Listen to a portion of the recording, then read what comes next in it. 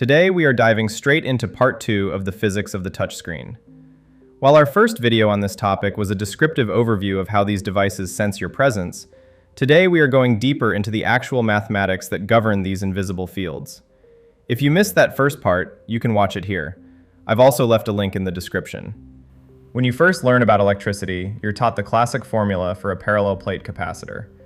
Capacitance equals epsilon times the area of the plates divided by the distance between them. In this simplified model, we imagine two flat metal sheets facing each other, with an electric field trapped perfectly in the gap between them. But look at your smartphone. The conductive traces of indium tin oxide aren't facing each other. They are laid out side by side in a single, flat layer. If we relied solely on that basic formula, the capacitance would be zero because the plates never see each other. To solve this, we have to look at the fringing fields. These are the electric field lines that don't stay in a straight line. Instead, they loop upward, reaching out of the screen and into the air. This is where the math gets beautiful and much more complex. Instead of a simple ratio, we have to use an approximation for fringing capacitance. We look at the capacitance as being proportional to the permittivity of the material, multiplied by the length of the conductor, and then factored against a logarithmic ratio of the width of the traces to the thickness of the glass. In this equation, epsilon represents the permittivity, which tells us how well the glass and the air can hold an electric field. The thickness of your screen's glass, which we'll call H, becomes the most critical variable. If the glass is too thick, the log of the width to height ratio drops, and the field lines can't loop high enough to catch your finger. This is the mathematical reason why a screen protector that is too thick can make your phone feel unresponsive. You are physically pushing the variable for distance in our equation beyond the reach of the fringing field. By understanding how these lines bend, we can predict exactly how much energy is hovering above the glass, waiting for you to disturb it. But knowing that a field exists is only half the battle. To handle 10 fingers at once without the computer getting confused, we have to organize these individual points into a massive mathematical structure. In the next section, we're going to look at the Mutual Capacitance Matrix, the heart of the multi-touch revolution, the Mutual Capacitance Matrix. To handle the complexity of 10 different fingers moving at once, the phone's processor doesn't just look at the screen as a single surface. It treats it as a linear system of equations. We represent the entire display as a two-dimensional matrix of nodes. At the heart of this system is a voltage divider equation that defines how the sensor communicates with the controller. The output voltage is equal to the input voltage multiplied by a specific fraction, the mutual capacitance between the traces divided by the sum of that mutual capacitance and the parasitic capacitance of the system. In a resting state, this ratio is constant. Every intersection on your screen has a baseline value stored in the matrix. But the moment your finger enters the field, you introduce a new variable. Because your body acts as a secondary ground, you steal a portion of the electric charge, effectively subtracting a value from the mutual capacitance at that specific coordinate.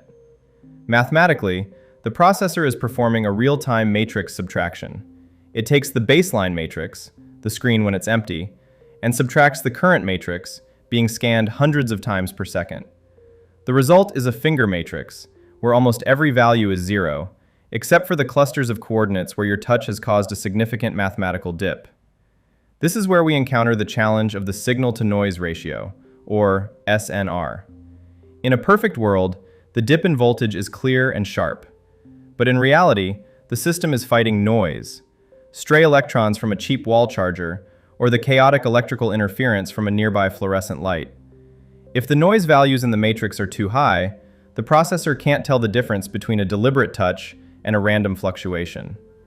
This is why a poorly shielded charger can make your screen jump or ignore your taps. The noise is literally drowning out the subtraction in our matrix. By treating the screen as a grid of independent variables, the phone can track multiple points of contact with zero ambiguity.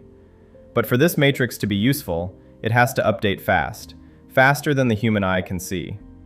In the next section, we'll look at the physics of speed and the specific constant that limits how fast a screen can actually respond to you, the RC time constant. How does your phone manage to scan the entire screen 120 times every single second? To understand the speed of touch, we have to look at a fundamental limit in electronics, the RC time constant. In physics, The time it takes for a capacitor to charge or discharge is not instantaneous.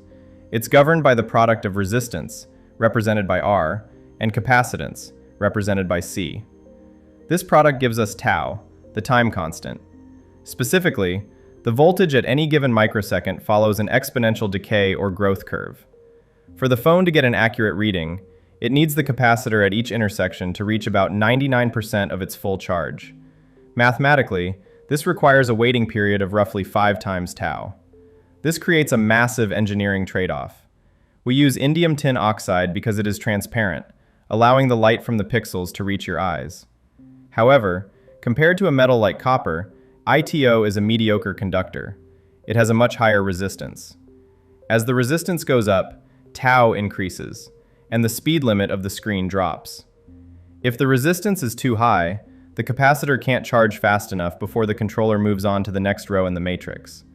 This results in lag, where the screen feels sluggish because the mathematical transition from a 0 to a 1 is physically held back by the material itself. This is why engineers obsess over sheet resistance. When you have a larger screen, like a tablet, the conductive traces are longer, which increases the total resistance. To keep the screen responsive, the math dictates that we must either find a more conductive material or drive the system with more complex, high-frequency signals. By mastering the timing of these electrical pulses, we ensure the screen is always ready for the next data point. But once we have those points, we need to do more than just see them. We have to understand their movement. In the next section, we'll dive into the calculus of the swipe and how your phone predicts your next move. The calculus of the swipe. Detecting a single tap at a specific coordinate is relatively straightforward, but as soon as you move your finger across the glass, the math shifts from static algebra to the dynamic world of calculus. To the phone, your finger isn't a smooth, continuous path. It's a series of discrete data points, snapshots in time. To turn those dots into a fluid flick, the system calculates the kinematics of your touch. First, it determines your velocity by taking the first derivative of your position with respect to time. This is the change in x and y coordinates divided by the change in time. But velocity alone isn't enough to make a user interface feel natural. The phone also calculates the second derivative, which is your acceleration.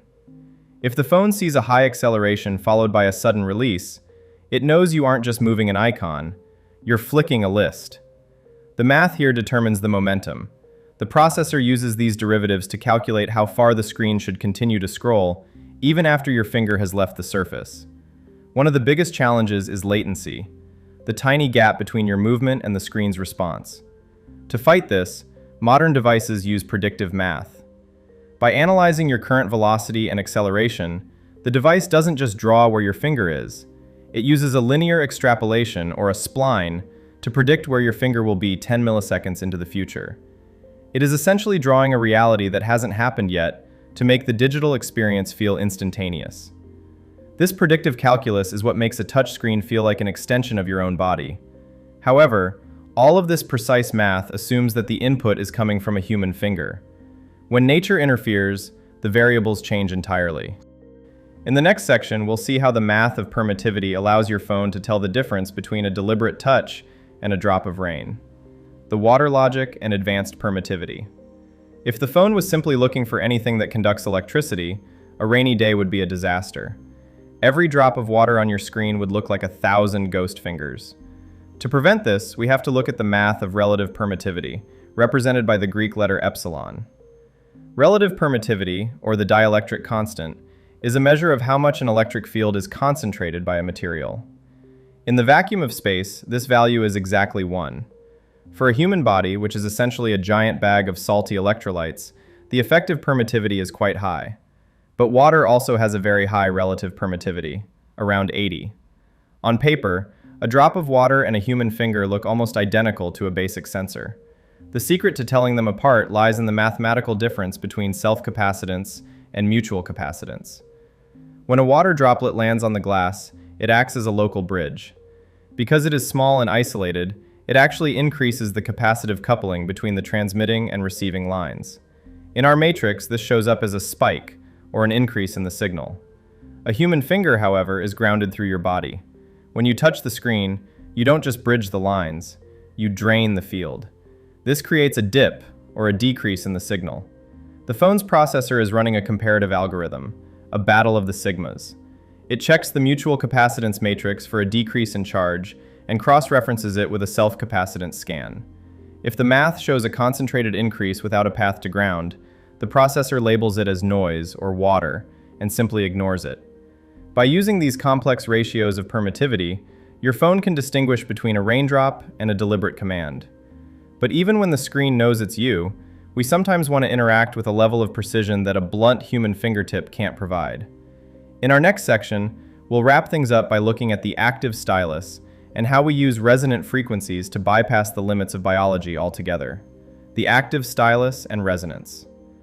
While our salty biology is perfect for swiping and tapping, a human finger is mathematically blunt. It covers a large area of the grid, making fine point precision difficult. To solve this, we move from the passive physics of your skin to the active engineering of the stylus. A standard capacitive stylus, the kind with the squishy rubber tip, is just a meat antenna. It's an extension of your body that uses your own conductivity to bridge the gap. But an active stylus, like an Apple Pencil or an S Pen, operates on a completely different mathematical principle: electromagnetic induction. Inside these pens is a copper coil and a dedicated integrated circuit. Instead of waiting for the screen to detect a dip in the field, the pen emits its own high-frequency electromagnetic signal. The math here is governed by Faraday's law of induction. As the pen's coil moves near the screen's grid, it induces a precise voltage in the indium tin oxide layers. The most impressive part is how the phone distinguishes the pen from your palm resting on the glass. The pen talks to the screen at a very specific resonant frequency, calculated by the formula 1 divided by 2 pi times the square root of inductance times capacitance. Because the phone knows exactly which frequency to listen for, it can use a process called signal superposition to separate the pen's data from the touch of your hand. This frequency-based math is what allows for features like pressure sensitivity. When you press harder, the pen doesn't just push the screen. It changes the internal capacitance of its own circuit, shifting the signal's phase or frequency.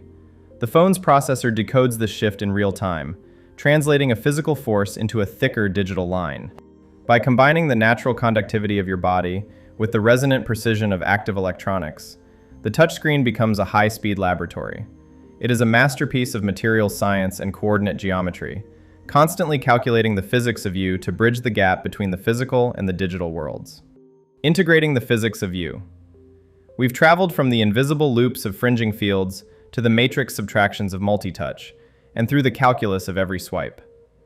To finish this deep dive, we need to bring it all together into what we can call the master logic of the touchscreen. When you look at your phone, you aren't just looking at a piece of hardware, you are looking at a real-time solver of Maxwell's equations. Every time your finger approaches the glass, the system is solving for the total change in charge. This is the integral of the current over the scan time. The phone's processor is essentially running a massive, high-speed balancing act. It has to balance the high resistance of the transparent indium tin oxide against the need for a low RC time constant, all while filtering out the massive amount of electromagnetic noise from the world around you. Your biology is the final component that completes the circuit.